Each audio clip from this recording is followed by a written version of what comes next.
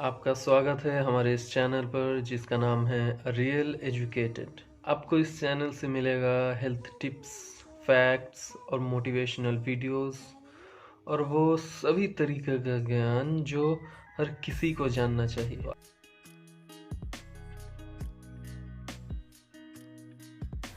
श्रीलंका देश में state of emergency declare कर दी गई है। सोशल मीडिया वेबसाइट्स पर बैन लगा दिया गया है और पूरे आइसलैंड पर कर्फ्यू डिक्लेयर कर दिया जा चुका है। इससे पहले हज़ारों की संख्या में लोग सड़कों पर आए थे प्रोटेस्ट करने। पूरे देश में सख्त शॉर्टेज चल रही है फ्यूल की और खाने की। लोग बड़े गुस्से में हैं और श्रीलंका भारी इकोनॉमिक क्राइसिस से गुजर रहा है। इसके पीछे वजह क्या है, आइए जानने की कोशिश करते हैं। पहले श्रीलंका की आज के दिन की सिचुएशन को गहराई से जानते हैं। फरवरी में श्रीलंका के फॉरेन करेंसी रिजर्व्स सिर्फ 2.3 बिलियन डॉलर्स थे, जो जनवरी से 70% कम है। किसी भी देश में अगर फॉरेन करेंसी रिजर्व्स कम हैं तो उस देश के लिए बाहर से चीज़ें इंपोर्ट करना बहुत मुश्किल हो जाता है। रोज़मर्रा के दिनों में यूज़ होने वाले चीज़ें भी श्रीलंका को बाहर से इंपोर्ट करना पड़ता है। अब जब बाहर से चीज़ें इंपोर्ट नहीं किया जा सकता तो देश के अंदर इन चीज़ों के दाम आसमान छू रहे हैं। लोगों को बेसिक सामान खरीदने में दिक्कत हो रही है, चावल, चीनी, दूध जैसे चीज़ें। 1 इंडियन रुपी अप्रॉक्सीमेटली 4 श्रीलंकन रुपी के बराबर होता है।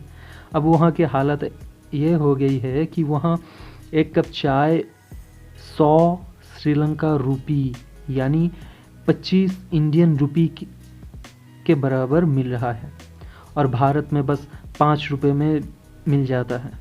इसके अलावा पूरे देश में बिजली की भी दिक्कत हो रही है क्योंकि फ्यूल को भी बाहर से इंपोर्ट किया जाता है। 24 घंटों में बस 4 घंटे बिजली आ रही है। इतनी भयानक खाने और इकोनॉमिक क्राइसिस के चलते लोग देश छोड़कर भागना शुरू कर दिए हैं। अब सबसे बड़ा सवाल यह है कि ऐसा हुआ क्यों। 2008 पहला पॉइंट, 2018 में Sri Lanka one of the top destination थी टूरिज़्म के लिए दुनिया भर में। लाखों में लोग यहाँ घूमने आते थे।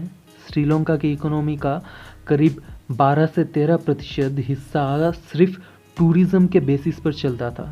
लेकिन फिर अप्रैल 2019 में मल्टीपल बम ब्लास्ट हुए पूरे देश भर में, जिससे श्रीलंका के टूरिज़्म पर एक बहुत बुरा असर पड़ा। यही नहीं, और सुने, इसके बाद आया मार्च 2020 में कोविड-19 का पैंडेमिक, जिससे दुनिया भर का टूरिज़्म ठप पड़ गया। दूसरा पॉइंट, श्रीलंका में नया सरकार आते ही वैट यानी वैल्यू एडेड टैक्स को हटा दिया, जिससे लोग ज़्यादा से ज़्यादा चीज़ें खरीदें और इकोनॉमिक स्टेबल करें। लेकिन कोविड के वजह से लोग बाहर ही नहीं निकल पाए तो चीज़ें कैसे कंज्यूम करेंगे। इससे श्रीलंका की इकोनॉमिक पर और बुरा असर पड़ा। तीसरा पॉइंट, श्रीलंका ने चीन से बहुत ज़्यादा कर्ज लिया था, जिसे चुकाते चुकाते श्रीलंका आज इस इकोनॉमिक क्राइसिस में है। Fourth point, Sri Lankan president Gotabaya Rajapaksa ने एग्रीकल्चर को ऑर्गेनिक बनाने के लिए रात भर में पूरे देश में सिंथेटिक फर्टिलाइज़र और पेस्टिसाइड्स के ऊपर बैन लगा दिया, जिससे इंपोर्ट कम हो सके। लेकिन इससे चीज़ों का या फसलों का उत्पादन कम हो गया। पहले एग्रीकल्चर से 8% जीडीपी मिलता था, लेकिन इस फैसले के बाद वो भी कम हो गया, जिससे खाना ज़्यादा से ज़्यादा बाहर से मंगाना पड़ता था। पहले चावल को बाहर से इंपोर्ट करना नहीं पड़ता था। यही एक चीज़ देश में बहुत अच्छी तरह से उत्पादन किया जाता था, लेकिन अब वो भी बाहर से इंपोर्ट करना पड़ता है। इससे चाय का उत्पादन भी तबाह हो गया।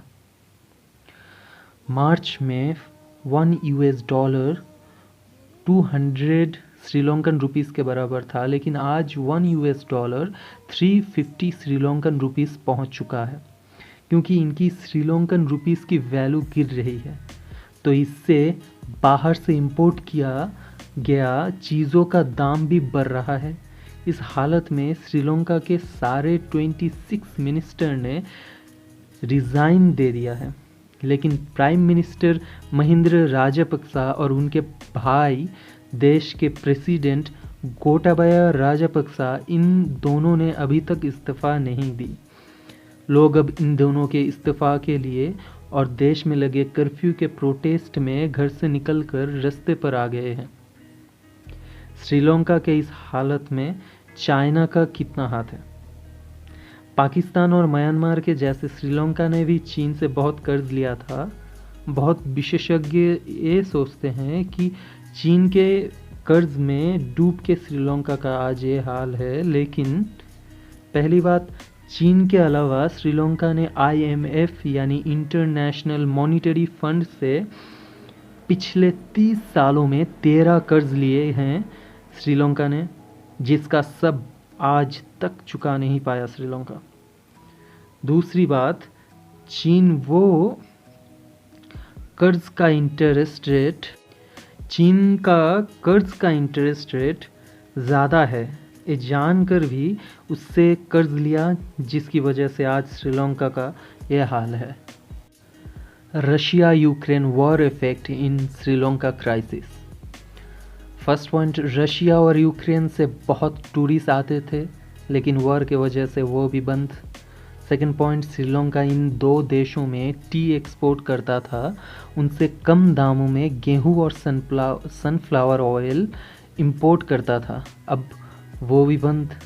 तीसरा पॉइंट, युद्ध के कारण फ्यूल का दाम बढ़ा, जिससे इकोनॉमी में धक्का। 1948 साल में इंडिपेंडेंस के बाद सबसे बड़ा इकोनॉमिक क्राइसिस से गुजर रहा है इंडिया का प्रतिवेशी राष्ट्र श्रीलंका।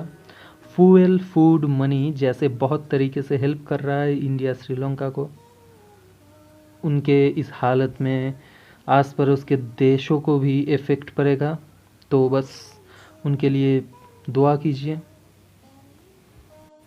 कि उनकी ये इकोनॉमिक क्राइसिस जल्द से जल्द ख़त्म हो। आपके लिए इतना मेहनत करने के बाद मैं बस आपसे आपका साथ चाहता हूँ। हमारे चैनल को सब्सक्राइब कीजिए, सब्सक्राइब और शेयर करके मुझे सपोर्ट कीजिए। इससे आपका कुछ नहीं जाएगा, लेकिन मुझे बहुत सारा मोटिवेशन मिलेगा, जिससे मैं और भी ज़्यादा और अच्छे तरीके से बहुत सारे informative videos, facts, motivational videos, ये सब मैं आपके लिए लाता रहूँगा। बस साथ रहिए, तो सीखते जाइए और सिखाते जाइए। देखते रहिए रियल एजुकेटेड। टाटा।